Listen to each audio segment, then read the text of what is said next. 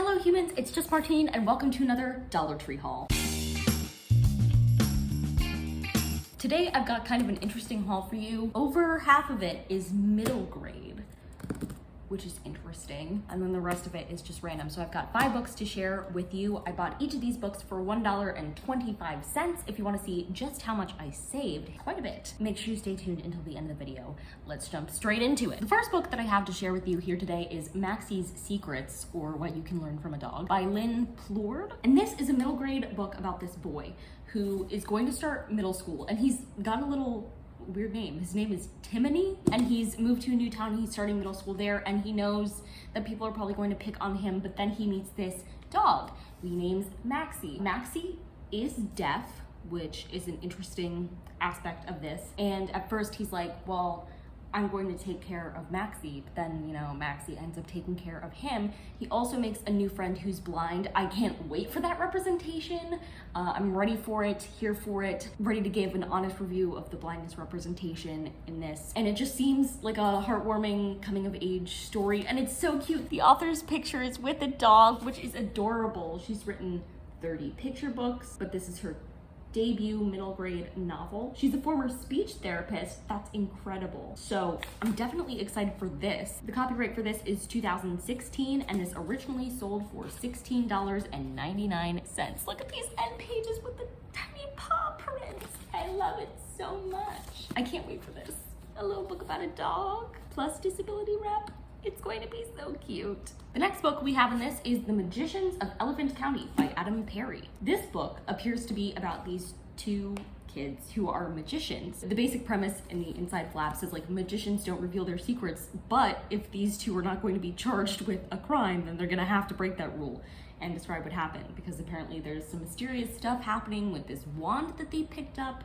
You can see the like creepy hand reaching out on stage. The inside flap of this gives me the vibe of like in Dirk Gently's Holistic Detective Agency, when that one random lady picks up the wand and doesn't know what she's getting herself into. The main characters of this, I don't think are going to be evil, but it's like reminding me of those scenes where you just find a random wand and you're like, haha, this doesn't do anything, and then you accidentally like damage a bunch of stuff or like kill someone. I love this bit on the back that says, "No one is ever going to forget our performance at the Fall Talent Jamboree. We really brought down the house. I wonder how long it will take to rebuild the auditorium." So I think they accidentally destroy the auditorium, which is hilarious. I'm definitely ready for this. I think it's also dual perspective, which is cool, between the 2 magicians. I feel like I've seen Adam Perry somewhere before, but I can't figure out. He's had a ton of different jobs: amateur magician, amusement park mascot, exotic fish salesman, cartoonist, creative director, and now an author. This is his debut novel. For some reason, all of these authors are proving to be really interesting today. Like, the books are exciting, but the authors are like, what the heck is happening here? It does have some illustrations in it, I think. Yeah, like for example, this one. See, this is so cute. It's a little mixed media moment. This post-it note that says, "I plead the 5th." I love that. The copyright for this was 2018, and it was originally for ages 8 to 12. And it was originally $16.99. Yay for middle grades. The final middle grade of this haul is The Cottage in the Woods by Catherine Coville, which just looked so cute. I had to pick it up, like I saw it and was like, this is mine. The line at the top says, "Think you know the story of Goldilocks and the 3 Bears? Guess again." So I guess this is a type of retelling. So in this version of the retelling, the bears, when they come back home, they actually take Goldilocks in because she's like very in distress. It's so cute. They're like taking care of her, and then the people in the village get really mad at them, and they want to send Goldilocks back to where she came from, even if she doesn't want to go. These bears want to protect her at all costs. I love that so much. Echoes of Jane Austen. I'm interested. I will say though, for the age range that it's for, ages 10 and up, it's got like tiny text on the page. They really pack this in.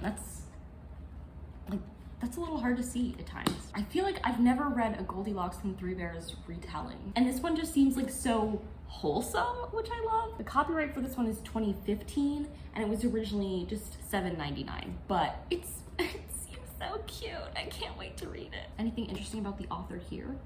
An artist, a sculptor, and a doll maker.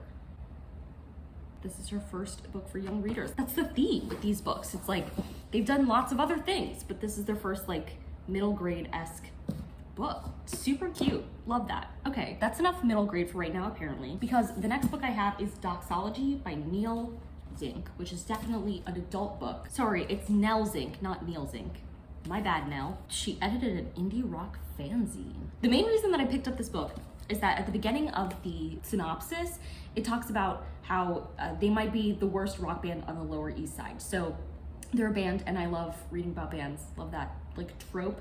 So I was immediately caught in, but then it gets even crazier because a lot is happening in the synopsis. So they're talking about this, and they're a band in the 90s. All of a sudden, 9/11 happens, and some big stuff happens for them, working on fighting for ecological conservation. They're getting politically involved. At once, a takedown of today's political climate and a touching invocation of humanity's goodness offers daring revelations about America's past and possible future. Sincere warmth along sharp wit. I'm ready. It has so much going on that I want to dive in and see like which parts of the synopsis are actually important. Like, is the band the important part? Are the events of 9/11 the important part? Is the ecological conservation the important part?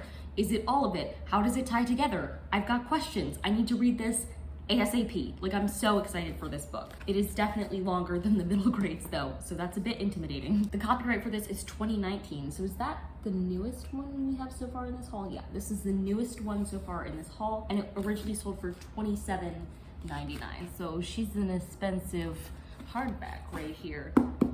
But I'm so ready. Finally, last but not least, we have Talking to Robots, Tales from Our Human Robot Futures by David Ewing Duncan. It's by a journalist, and he considers 24 visions of possible human-robot futures, all grounded in real technology and possibilities, all inspired by imagination. So he combines like knowledge about what technology is looking like right now, and then also making stories out of it. And then I think a bunch of other people also contributed. It has a list of actual humans interviewed for this book, and there's a ton of them. Basically, in the table of contents, it talks about like all these different types of robots that we might have in the future, or that we're starting to have. So like teddy bear bot, warrior bot, beer bot. It's not about the robots bot, politician bot, wearable bot, tourist bot, god bot, immortal me bot. I love a good sci-fi moment, and I've taken a class before that specifically discussed like the rise of technology. It was called Engineering the Body, and so this is probably like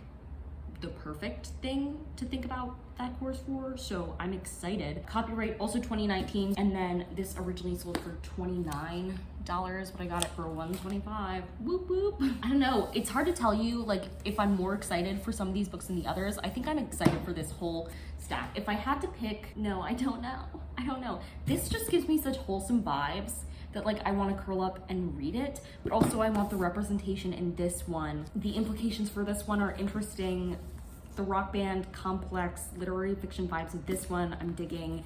And magic? I don't know. All of these seems like incredible books, and I'm ready to jump into them. But now for the moment that you've been waiting for. So I spent $125 on each of these books, and since there are 5 books, that means I spent $6.25 on these books. Their total worth when you add them together is $98.96. And so I saved $92.71 on this weird and eclectic fun stack that I'm so excited to read. If you like this video, go ahead and give it a big thumbs up and comment down below which of these books seems most interesting to you, or which do you think I should put at the top of my TBR. And subscribe for more reading, writing, and college lifestyle content. And until next time, bye humans, bye!